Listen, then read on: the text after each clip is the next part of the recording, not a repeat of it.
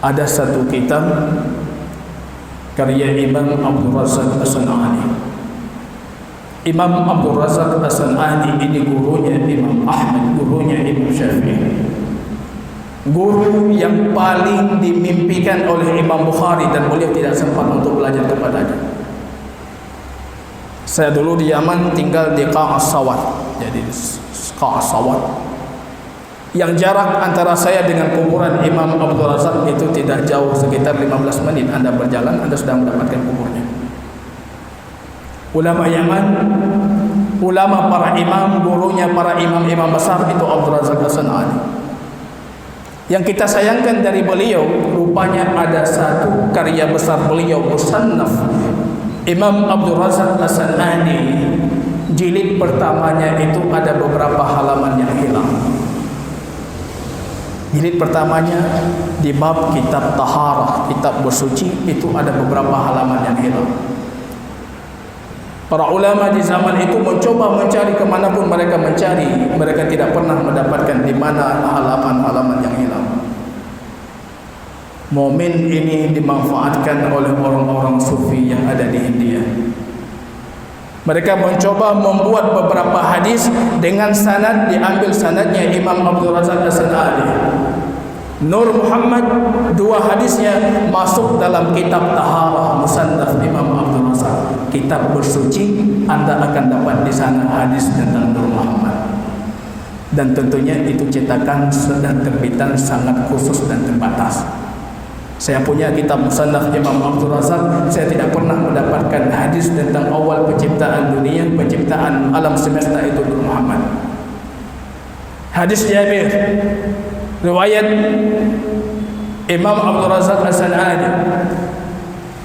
Beliau riwayatkan dari Muammar, beliau riwayatkan dari Sa'ib ibn Zuhri, mengatakan dari baginda Rasul sallallahu alaihi wasallam, hadis Jabir. Ditanyakan kepada baginda Rasul, su'ila Rasulullah an awwalu khalqin, yang pertama kali Allah ciptakan. Kemudian rupanya baginda Rasul mengatakan, nuru nabiyyika ya Jabir. Ini hadisnya kalau Anda perhatikan lafaznya, Anda perhatikan sanadnya, Anda perhatikan matanya, kalau Anda memang seorang penggali hadis, Anda langsung bisa menghukumi ini hadisnya palsu. Sanad diambil sana sini, kemudian dikumpulkan dalam kitab Musannaf Imam Abdul Razak. Apa yang pertama kali Allah ciptakan? Nur nabiyyika ya Jabir. Nur Nabi yang pertama kali Allah ciptakan. Ini hadis yang selalu mereka berdalil. Riwayat selanjutnya dengan riwayat yang sama, baginda Rasul mencoba menceritakan tentang awal penciptaan dunia. Coba Anda bayangkan, ini hadis penciptaan dunia masuk dalam kitab bersuci. Tapi kalau Anda baca redaksi mereka, Anda langsung yakin ini bisa jadi masuk dalam kitab bersuci.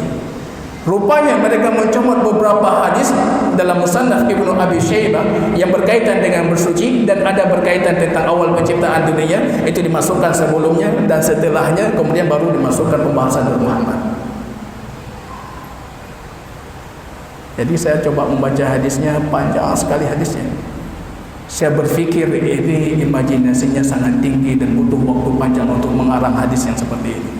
Anda mengarang hadis seperti ini butuh waktu panjang.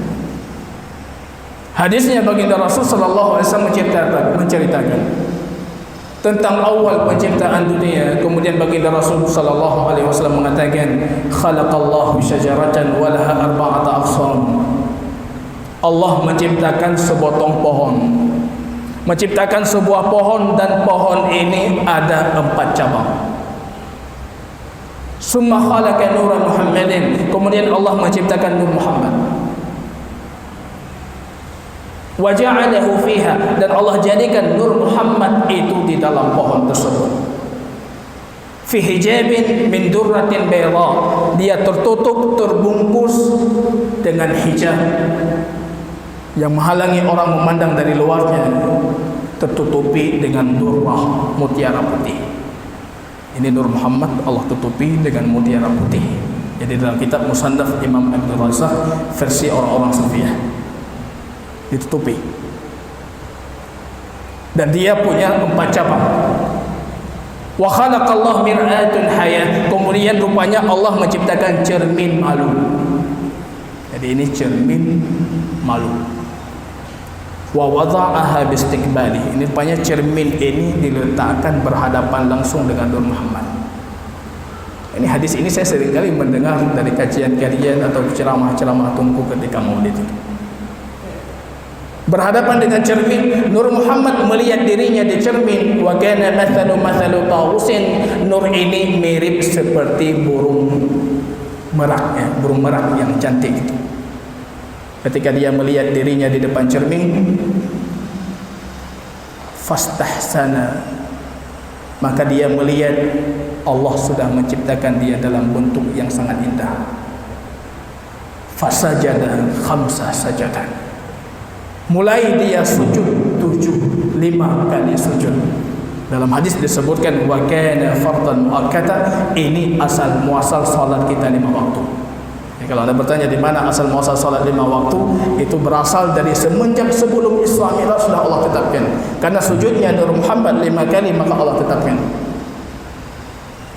Lihat, sujud 5 kali.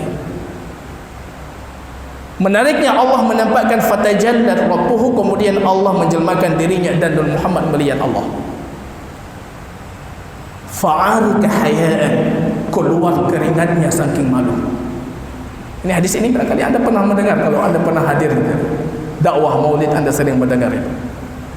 Melihat Allah, dia sangat malu, saking malunya dia keluar keringatnya. Min irki ra'sihi, dari keringat kepalanya itu diciptakan para malaikat. Nanti kita lihat kita diciptakan dari apa.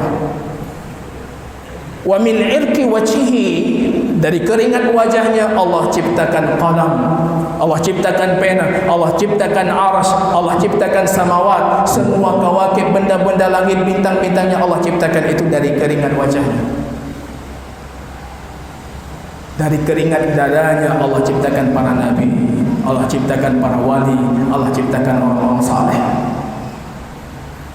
Dari keringat telinganya Allah ciptakan orang-orang kafir, anak-anak orang Yahudi, anak-anak orang Majusi. Ini hadis ini diproklamirkan di mana-mana. Hadisnya panjang sekali. Di pertengahannya rupanya perawinya mengatakan, kemudian Allah jadikan nur ini di tengah dan semua ruh-ruh itu mengelilingi Nur Muhammad. Jadi Anda bisa membayangkan sendiri Nur Muhammad itu seberapa besar. Satu nur di tengah dikelilingi, kemudian masing-masing orang akan melihat bagian tertentu dari Nur Muhammad.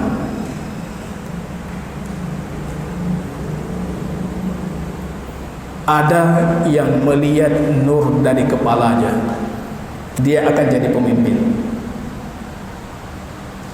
Kalau kemarin Anda memenangkan paslon 02, Anda harus yakin beliau sudah pernah melihat kepala Nur Muhammad atau belum. Kalau tidak, mustahil jadi pemimpin. Ada yang melihat ujung-ujung dari jari-jarinya, mereka akan jadi penjahit. Ini kalau penjahit lihat ujung, dia penjahit. Ada yang melihat adudihi, adud ini, mereka akan menjadi bodyguard, pengawal. Ya, semua tadi didefinisikan. Ada yang melihat ujung kaki, ada yang melihat tangannya. Siapa yang melihat tangannya akan jadi sakhiyan, kaisan, cerdas dan sangat dermawan. Panjang sekali hadisnya, disebutkan yang baik, yang tidak baik, yang baik dan tidak baik. Kalau Anda sibuk dengan hadis baginda Rasul, Anda baca hadis ini langsung Anda tahu ini pasti palsu. Berlebihannya Masya Allah. 70 tahun sujud, 50 tahun sujud, sekian ratus tahun sujud, ini semua berlebihan. Kalau kata Imam Ahmad, cukup Anda menandai hadis palsu, Anda lihat di situ banyak mubalaghat, di situ banyak berlebihan. Ketahuilah kalau banyak berlebihannya itu pasti palsu. Sujud 70 tahun, sujud 50 tahun, sekian tahun sujud. Lihat ini jadi ini, lihat itu jadi itu. Hadisnya panjang. Hadis Jabir dan hadis ini selalu dijadikan dalil di tempat-tempat dakwah Maulid tentang Nur Muhammad. Hadisnya palsu. Imam Sayyidi mengatakan walaysa lahu sanadun yu'tamad, dia tidak punya sanad yang bisa kita jadikan sebagai penguatnya. Tidak ada sanad.